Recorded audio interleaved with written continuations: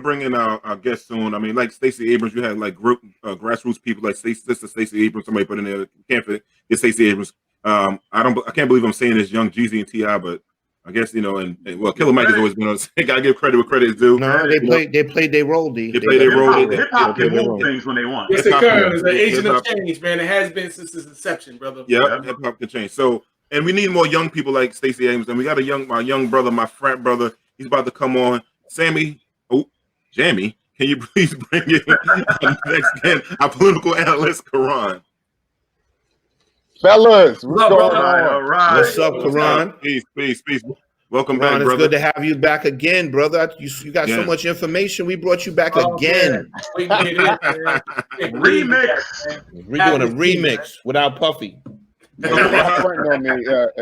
I heard y'all just bring in different guests once a year, so that was the 2020 version. Y'all just bring me in one more time. Nah, Keron, we're gonna have you throughout because this is a big year, with the midterm elections coming up and stuff like that. So you're gonna be a regular guest on there. So we want to get your insight on everything like that. So speaking of midterm elections, let's start there right now. What do you think how you feel about the midterm elections and what's the importance of this coming up? Midterms, of course, is very important. But before we even get to the midterms, let's just sit on what we got right now, right?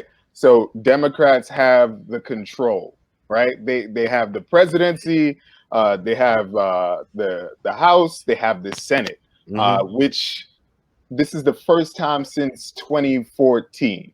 The two races that y'all were talking about with Senator-elect Raphael Warnock and Senator-elect Jon Ossoff, like, kudos to the Democrats, but really big kudos to the people on the ground that were registering people to vote. I heard y'all bring your booty to the polls. I saw some of their work, and I'm telling you, it was really good. It was eye-catching. High quality. Yeah, high quality. It was in 4K too. It was dynamic. But on the real, Stacey Abrams, Cliff Albright, Latosha Brown, Black Votes Matter, and the other group, Fair Fight Action. They did their thing. They were on the ground. They got people registered. My older sister is in Georgia, so she's a part of the collection of people who voted. Big up to them for that. But and my butt is big. Democrat, Republican, Democrats have had control before. Has the hood been different? Has our communities been different? Have we benefited? Do we have a lot to show for it? This is where I think a lot of the political will and energy should really go right to paying attention to everything that they do. I'm talking about filling cabinets, what their priorities are for us, who is really going to be representing us. Why are they moving away from defund the police, particularly after we've seen what the Capitol Police, how they contradict themselves? There's a lot to unpack, but and I know y'all got a bunch of questions. No. But I didn't even think about the part where you're like, they really did step away from the defund the police, and then what we just saw, like that is it right there. Look what we just witnessed. We witnessed two different Americas happen, and I said this before. If somebody was walking with a T, if they were walking with Skittles, it'd have been a total different game. And like, and then like, let's get, like, for example, like Keron, you went to protest this shit. You know what I'm saying? Last year. And can you tell me? Yeah, don't mix that up. This is the sequel, though, man. Yeah. Yo, how we 6 days in, we have an attempted coup. Yeah, crazy. Unbelievable. But yeah, last year, my wife and I, after George Floyd, we clocked out of work because everybody was working at home. We clocked out of work and we went down to the protest down at the Barclays Center. And I'll never forget this because I feel like it was a warning. We're walking down Flatbush and there's a bunch of people coming up Flatbush. And these two young ladies, they look at us, they're like, "Oh, y'all look nice. Be safe." And it was like, those are like parting words. Be safe, y'all. Mm-hmm. And so we go down there and, the police are extremely aggressive. And I grew up in East New York. The police are always aggressive. But when I say they were extremely aggressive, people on the sidewalk, they're trying to push you further back. You step into the street, whether you're crossing just to get to the other side, or if you're just, going across with your sign, it was an issue all around. And they were in the middle of the street with the bus, the paddy wagon. They had all of their zip ties ready, and pushing people back, their shields. It was like we were at war. But am I used to it? Yes, because I've been to plenty of protests throughout New York City. So the experience that I have, and y'all as black men can back me up on this. If somebody touches your wife, what are you gonna do? Oh no. Oh yeah, we know what's gonna happen with this crew. We know what Ronnie did recently, but that's we another know story. firsthand. Long time ago, Ronnie. Yeah, a long time ago. Let me say That case is still open, D. Don't tell me that. No, Keron, I definitely agree with you. And I made a statement earlier, and when we came on, I said there's clearly a double standard. Like I said, they didn't see those white men as being a threat. But if that had been the other way around, Black Lives Matter could not have stormed the Capitol because they would have had too much policing there. They could have stormed White Castles. Yeah. No, you're right. The thing is, they would have had the steps blocked off. They would have had the perimeter where you basically couldn't get that close. But like I said, they didn't see those white people as being threatening at all, and that's why they got caught with their pants down. Of course. Well, you're absolutely right. But the other thing too, some of those domestic terrorists that were out there, they also are in law enforcement. So let's not get it twisted. Absolutely. So and I was saying that a lot of law enforcement are Republicans, and they are law enforcement who are Trump supporters. And they're in law enforcement. In the crowd. A lot of those people in that crowd were professional people. They were real estate investors. They were some doctors. They even had, I think me and my wife had a discussion. There was some lady that actually paid for a private jet to fly to Washington to be part of that. She's a rich person that basically still got involved in that. I hope she gets a private escort to whatever prison they're going to. Correct. Fly her out for that. But right. and continuing what happened, when we went to Barclays Center to just show even though the two could never be compared. Here you are protesting for Breonna Taylor, George Floyd, Ahmaud Arbery. There's clearly a staggering difference in how our folks are treated by the police and what justice, quote unquote, looks like for us versus somewhere else. So we're down there at Barclays Center, and the officers grab my wife. So I react as every black man who loves their partner would. You know what I'm saying? That's my reflection. So I react the same way. And this stuff is on video, so it's not nothing I'm making up. Officers surround me. Both of us are thrown into the paddy wagon, whatever, taken to one police plaza. Police, they hit me on my side and on the side of my face. Like this happened. This isn't something I'm making up. And funny enough, just after the attempted coup, talk about arrest. They said they had arrested like 14. I was like, there was 14 of us on that bus when they took us to one police plaza. And in the cell that they had the men, there was over 30 of us. This is height of Corona in May. All of us in that one cell.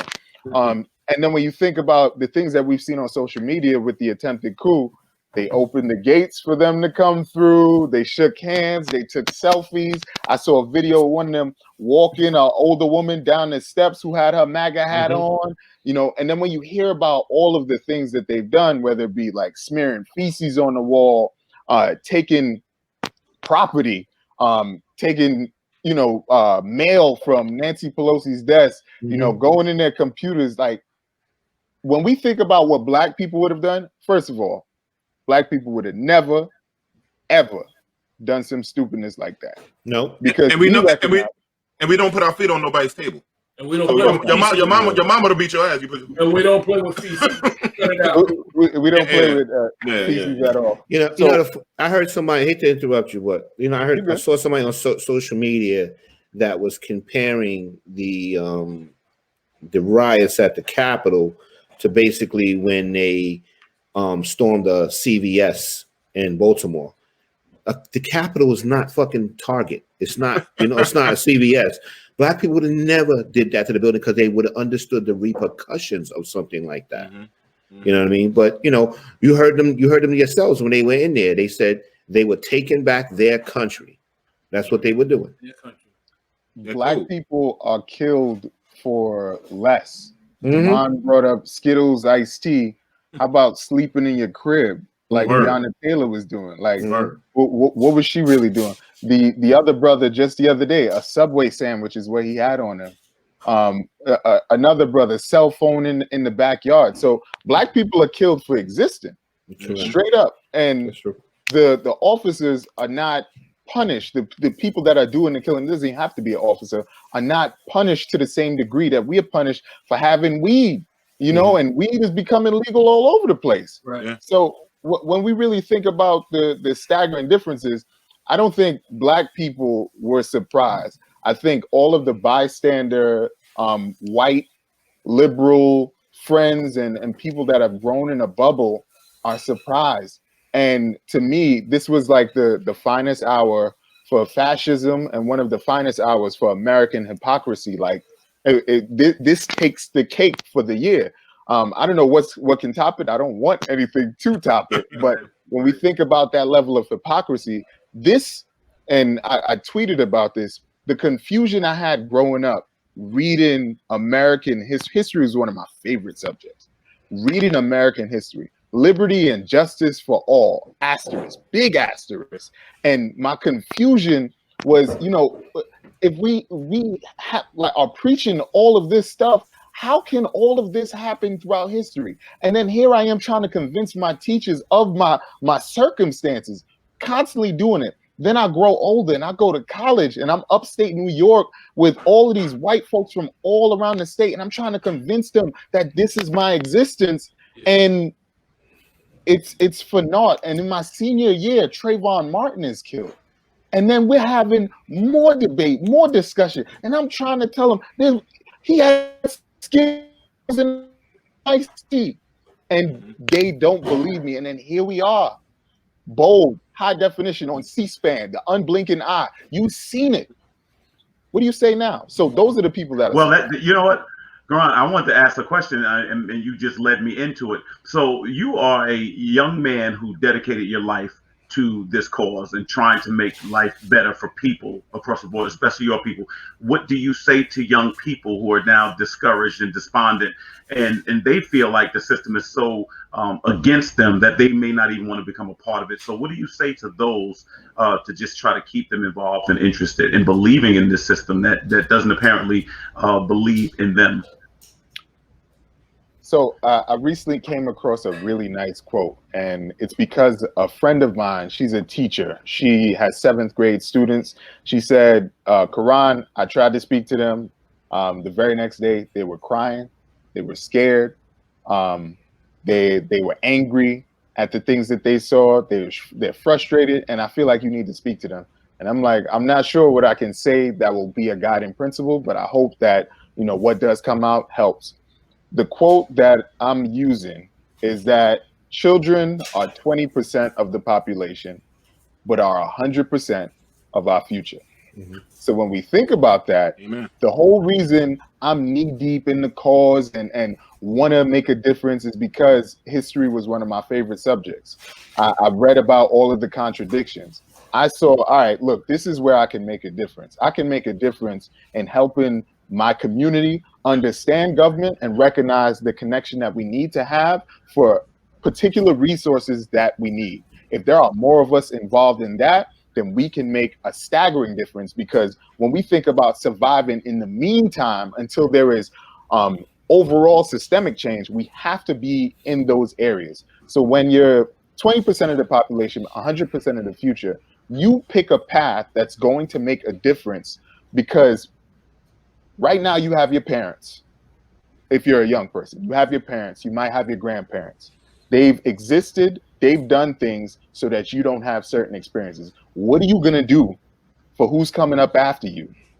It might be hard to think about children when you're in 7th grade, but when you already understand the contradictions, you recognize that you're gonna be growing up into this. It's not gonna get better if you just, turn a blind eye to it. then you recognize, all right, this has to be turned into passion and purpose. It just can't be pain. Right. Absolutely. I agree 100%. And I think seeing President Obama take that house, I think even people our age saw that, it let us know that we can do anything. I know, to me, that's what the focus was for me. That was the biggest barrier I think that I've ever seen broken down in my life. And I believe Biden right now is going to name the first black head of the Pentagon. Is that accurate? Have you all read that? The head of the Pentagon for the first time will be a black man. So I think there are some things to look forward to, especially, going forward in this new administration and just in life in general. And I think the young people have to start seeing themselves as leaders, not just looking to leaders, but developing as leaders. And we have to also put context to it too, because one thing about black radicals is that they will not let you have a moment. So Barack Obama becomes president, he's gonna be held to the fire. He ain't do nothing for us, blah blah blah blah. And it's necessary, right? So I think there's a delicate balance that has to be hit. When I turned 18, of course, I'm now able to vote for president. I turned 18 in 2008. There was no question in my mind that I was voting for Barack Obama. Nobody could have convinced me of anything else. When Barack Obama became president, I remember going to class the next day in college. All of the black students dressed up in suits and ties. We were so excited. Everybody was hyped because it had that sort of face value impact for us. It made us study more. The responses from our counterparts up there in Utica, New York, that's another discussion. But they weren't happy. Yeah, they were. They felt like their country was being taken away, and that's where those seeds were being sown.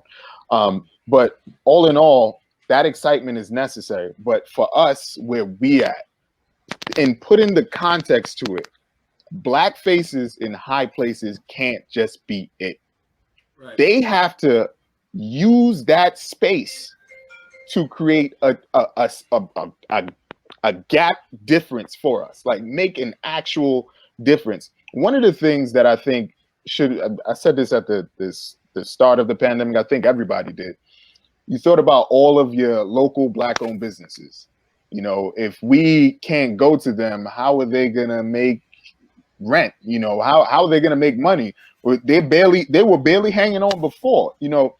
So a black business relief fund, a lifeline specific to our businesses needs to be done, needs to be created. And I'm not talking about you lump us all in the minority and woman owned. No. We need a black business relief fund. Like we have to be intentional and specific, because that's the only time we're going to see them sorts of differences made. And, if we have this black man that's the head of the Pentagon, what difference is he going to make? Is he going to change the foreign policy that we have with African nations where we can, build bridges instead of drop bombs? Like, what are we going to do? So I think always putting the context to it is a delicate balance so that we can really enjoy some of the progress that we make. You're saying something right there, and I feel you on that. Black faces in high places, we've seen that before. We've seen that going back a long time at this point. You know what I mean? Mm-hmm. But then you just something else, a black business relief fund. I just got a call from, let's say, the Police Veterans Association.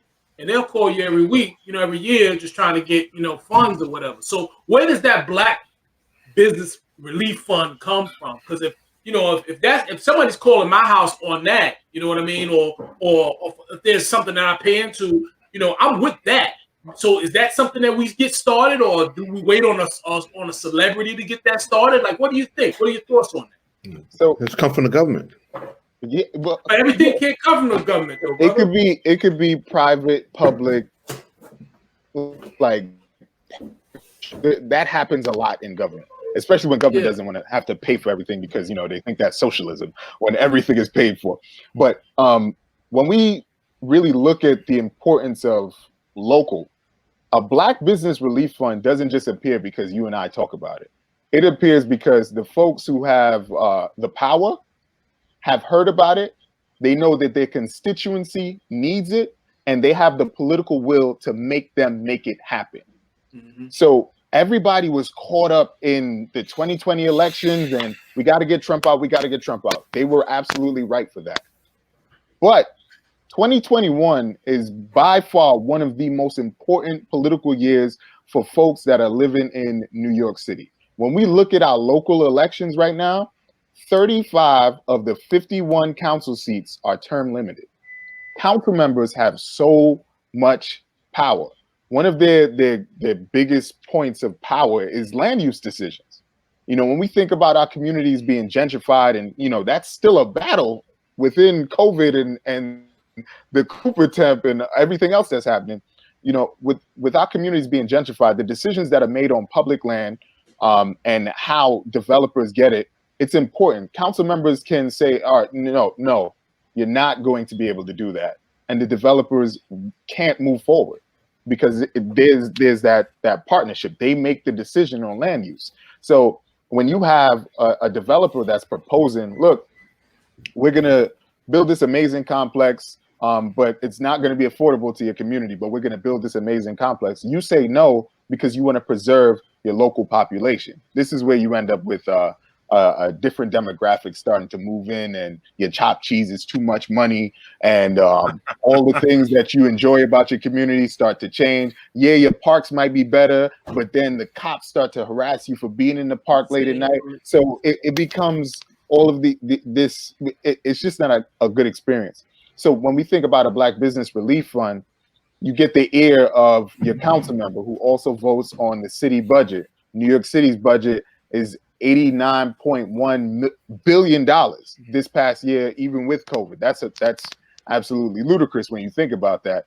More than some countries. You think about the state budget, it's $170 some odd billion budget to fund everything in the state. So when you get your local elected officials to take a position and they're a part of that voice in that budget and carving it up, you get a Black Business Relief Fund. And their voices going up the chain, because you got city, you got state, you got federal. If enough of them are united on a position, and here's the other thing I don't think people are celebrating to some degree for New York, Schumer is now the majority leader of the Senate. So all of the I don't know if y'all been seeing those threats from MTA talking about, we're gonna have to another fair charge for the bridges and the bridge and all that, right?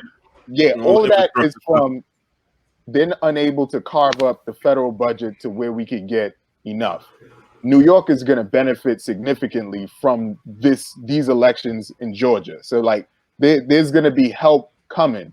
But if we don't hold Schumer just because he's a Democrat doesn't mean he has the Black community in the forefront of his mind. If we don't push the political will to make him kowtow and form a Black Business Relief Fund, then all of this was for nothing. Correct. Can I ask one last one from me, Aaron? First of all, maybe it's a two-part question. I'm not going to ask who, but are you leaning toward anybody for the New York upcoming mayoral race? I understand that the primary has been moved up from September to June. That's one thing. And the other thing is, why is it that it seems like the race for mayor in New York is always such a weak field? Why does it seem like nobody seems to want this job in the largest city in the world? Great questions. So on the primary move up and it being a part of June, it was I believe in 2018, the state voted to essentially make the primaries all match the federal. So all of the primaries going forward now are in June. For anybody who's into politics or even partially into politics and you live in New York, your main election is in June. We live in a Democratic state, a Democratic city, unless you live in Staten Island, of course, or Southern Brooklyn. Everything is blue. So all of everybody's a Democrat. Don't ask if they're something else. Everybody's a Democrat. You got to look at what their policy is going to be and how is that going to make a difference. When we think about the mayorship, I think the mayorship this year or this term is extremely unattractive because the thing about New York City, I think people have historically, it's been jokingly like the third most powerful position in the country or something like that. That's how they'll talk about the mayorship of New York City. You got the president. They don't even think about the vice president. Whoever's the majority leader and whoever's the mayor of New York City. You got like that type of global platform. But it's extremely unattractive this go round because of COVID. COVID, you actually have to govern. You know, you actually have to make difficult decisions. You're not just a bank. You're not doling out funds. You're not using the bully pulpit the way it normally would be done. It's not that attractive because of that. That's why there's a whole lot of savior kind of messaging that's coming out from a lot of the field. And as far as my personal preference, I don't have one just yet. Unfortunately, nobody it's too is. Early. It's too early. It's too early, and I don't think there's that much attraction, in the messaging that's being put out. You got politicians, like career politicians like Scott Stringer, even Borough President Eric L. Adams. They're essentially. You say Erica? No, he's saying Eric L. Eric L. Adams. Yeah, I used to work with his brother. Oh, no doubt. Yeah, I actually interned for him, in 2013 when the locks were real short. And, just trying to get a level of understanding, from that level. But, as far as their positions, everybody's going to say everything we want to hear right now. They want to save the city, and that's good. We want things to be better for us. But I think a lot of people got political education this year. They recognize just being mayor doesn't make a difference. If they could only bring civics back to school, that'd be great. That's the thing. Certain things. Real quick question. There was a question here about the mayor can a mayor effectively deal with the police unions? Anybody, Rod or Keron, answer that? Effectively deal with the police unions? No, they were asking how can the mayor effectively. Right. Well, because you got Lynch here, and he's very indicative of his own name. But go ahead. No doubt. And what's wild is how they endorsed this. They endorsed Trump. Yep. They endorsed him. They revealed themselves right there of everything that the African Americans are saying about the police department. It's clearly racist because you didn't just meet Trump. You saw how Trump got down the prior whole 4 years, and you still endorsed him. 4 years from the 80s. From the 80s. Yeah, from the 80s. No, I'm just talking about him as a politician. Everybody, it's like Calvin said earlier. He said most people just know him from The Apprentice. I know him further than that. I know him as far back as the 80s. You know what I mean? But it's insane how the law enforcement did that. And first of all, law enforcement is supposed to stay out of politics. They're not supposed to endorse anybody. Mm-hmm. Can I pose a question to y'all? Sure. Go ahead, brother. What do y'all think about the possibility of impeachment with 11 days left? Rodney, take it. I'll take it from here because we actually talked about this before the show. Yeah. I had a conversation with my wife, right? And right away I said it was ridiculous, right? He did 4 years. Look at all the stuff he was doing. Now you're pushing an impeachment in 11 days or whatever. Then as I did continue to do more research, I understood what they were trying to do. They're trying to affect him historically, where he basically can be the first president that was ever impeached twice. That's number one. Number two, it also helps to try to build their case. So if they pursue criminal charges against him, they also did the impeachment. And if, hopefully the Senate went along with it and they can get that through. But the main thing that they're trying to do with this impeachment too is stop his benefits. Because as a president, when he retires, he's going to get a pension for $220,000 a year. So he also gets civil service for the rest of his life. And he also, what's the third thing that he gets? He gets the money. $1 million. He gets $1 million budget for transportation a year from the government. So by them impeaching him, they're trying to stop him also from leaving with these benefits. Consider how much problems he's caused and how many crimes he's committed. And that's why I kind of see why they're now pushing for the impeachment. Yeah, and then also like he won't be able to run for office in 4 years from now.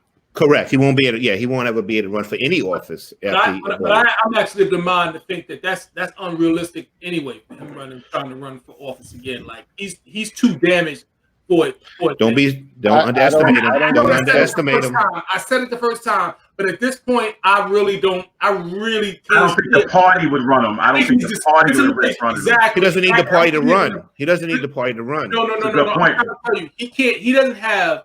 Even though he does, I think he's dangerous. I think it's dangerous to try and impeach him because he has just enough people, all right, to protect him and to turn him into a martyr, all right, a political martyr. I think that what you do is you know what I mean. Maybe if you impeach him, yeah, maybe. But I think what you do. But I think what you do is you kind of if you can kind of flick him off some kind of way. No, he's not gonna fade off. He might. He has 70 million. He has 70 million followers, and he might start his own party called the Cracker Party and the Coon Ass Coon. Derek, look at what he just caused this week. You know what? You might have a point. He's leading a I think we actually spoke. very smart. I think I'm confusing things because I think we actually spoke about him going to jail. All right, and I don't agree with him going to jail, but I think that turns him into a martyr. But you're right. I think maybe impeachment. Yeah, if they can get him impeached, maybe that might be something to do. My opinion about Trump going to jail is this, right? I always said he's not going to jail. I'm just not used to seeing white people in power that's rich going to jail. And if they do, they only go for a short period of time. Mm-hmm. But the thing is, there's a lot of things that we're not considering if Trump continues to remain free. Trump has a lot of control over a lot of people that can cause a lot of damage. Yeah. Okay. Yeah. He can initiate a lot of homegrown terrorism. Okay. Right.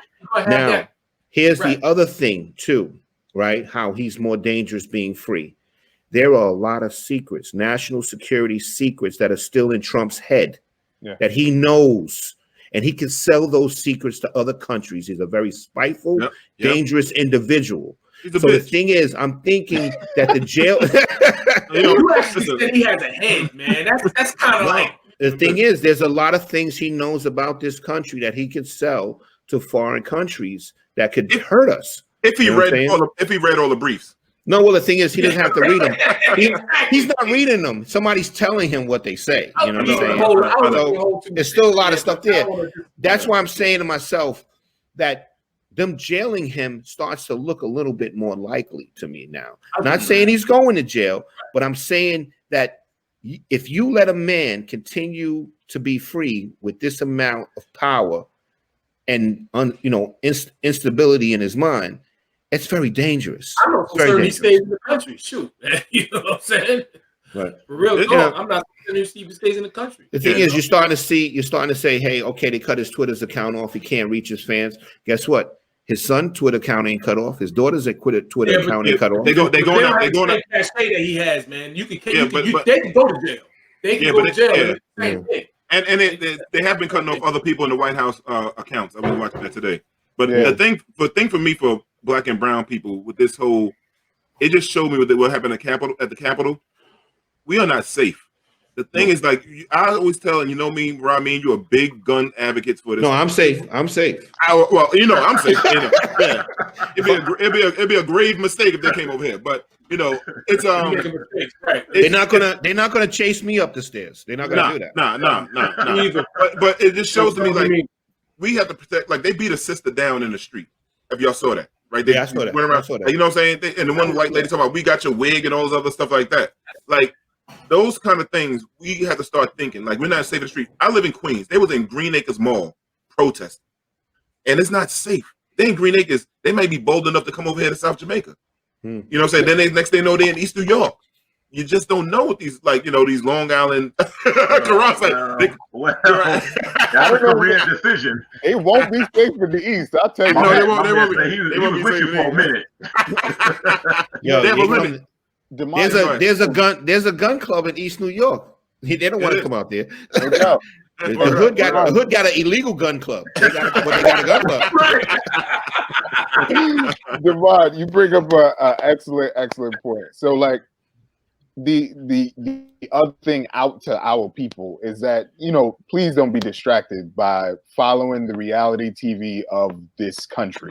A lot of in bringing this back, we have to focus on our communities. We have to focus on each other. We have to focus on joining organizations, going to community meetings. A lot of them are virtual. We got to be in tune with what's happening on the ground in our own communities. What are the top 3 needs of your neighborhood? You got a lot of people that are food insecure, people that are housing insecure right now. What are we doing for the folks that are right around us? And what is going to be our rallying point as a community? Because we can get real caught up in this stuff. And it's funny. Damon told me that he's new to Twitter, and I was telling him that you could get lost in Twitter, because Twitter is, you getting news on time, and it's funny. People throwing gifts with everything, like everything is coming at you a nice way, and we could get real lost in that. But when we look at our communities, we got these elections coming up, all of these local elections. We got to really knock that out of the park. And then redistricting is something that we haven't even talked about. So the last time I was on, we talked about the census and the importance of it, and how the funds are doled out, et cetera, et cetera. Redistricting is what happens right after the census, because after they figure out, oh, there's this amount of people in this area, we got to redraw the lines, the political lines, the community lines. And when those lines are redrawn, it changes the demographics of your neighborhood. It changes how you win. They draw people in and they draw people out. So with that, that's a new political hurdle. After you win this year and you become the city council member and you take your seat, it's not a 4-year term. You're doing 2 years, because you have to re-win. They have it. This is something that happens right after every redistricting. So the next election is going to be in 2023 for those same term limited city council seats. A lot of people are not prepared for that. So whoever wins this year, they'll have it, but it's only for 2 years, and then they have to defend it. And then they have another 2-year term. It goes to 2025, and then you start your 4-year term. But you have to keep winning.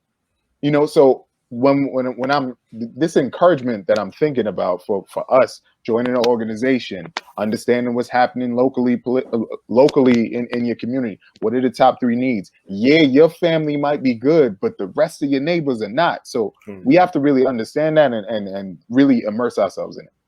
Keron, my last question for you, man. Do you have any? Are you running for anything in the upcoming future? Are you any political plans? Oh yeah. I will be running for office soon, real soon. But it depends on how these elections essentially how things go.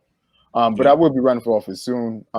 You all know I ran for state senator last year. It was my first time running for office, big office. It was exciting, and it's actually coming up on our anniversary of when we launched, January 20th, the observance of King Day.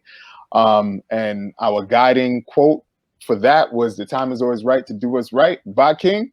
And regardless of how things went with the pandemic and having to pivot and turning this campaign into a digital experience, it was really good for us. And as me, my comrades, we pivot towards what this next race is going to be.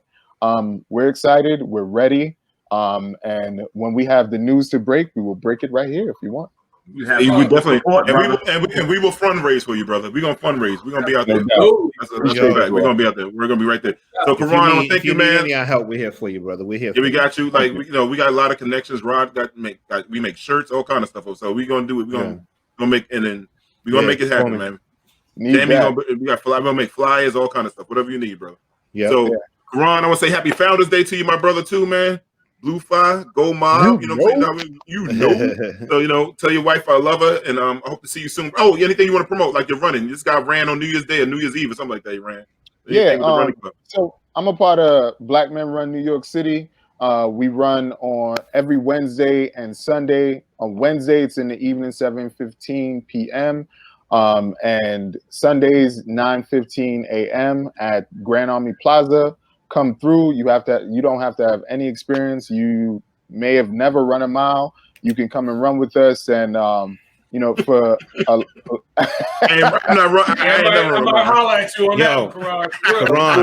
Keron, if you have a walk I'll come with you. But if you have a run, Is it I'm a not black man coming with you.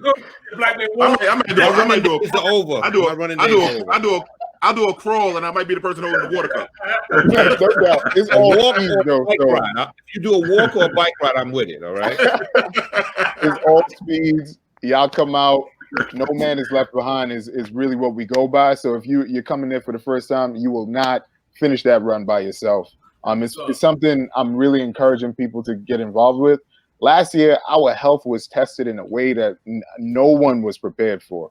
So making something like this a part of your regular routine can really shift and change your chances of survival as we move forward with really, really uncertain times. And before I close, thank you, brothers, so much for extending a platform like this. I think it's important that we're able to bring the barbershop home, bring it to everybody's devices so that they get an opportunity to just kind of be the fly on the wall and take in some information. And you never know what people are doing with this stuff. So thank you all. Thank you. Thank you for coming on, brother. Have a great night, man. Happy New Year to you. Peace, brother.